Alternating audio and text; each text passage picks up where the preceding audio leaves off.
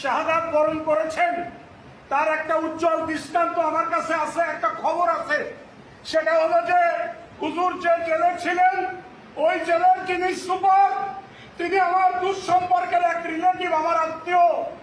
তার নিজের সাথে আমার কথা হয়েছে, তার মায়ের সাথে কথা হয়েছে।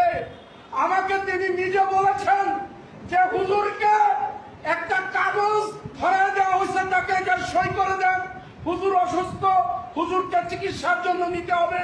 হুজুর তখন অসুস্থ ছিলেন না, চিকিৎসা করার মতো অবস্থা তার তখন ছিল না। তাকে এই কাগজ তৈরি করে ওখান থেকে বের করে নিয়ে, এরপরে ওই সাথে সাথে তাকে যখন বের করে নেওয়া হয়েছে, তার বিছানা পেটটা গুছানো হয়ে গেছে। এইটা গুছাইছে, গুছানোর পরে ওই ব্যক্তি তার মাকে বলেছে, তার মা আমাকে বলেছেন যে আমার ছেলে বালিশে মুখ গুজে টুকরে কেঁদেছেন বাইরে এসে, অর্থাৎ হুজুরকে বিদায় দেওয়া হয়েছে চিরজীবনের মতো ওই জেলখানা থেকে।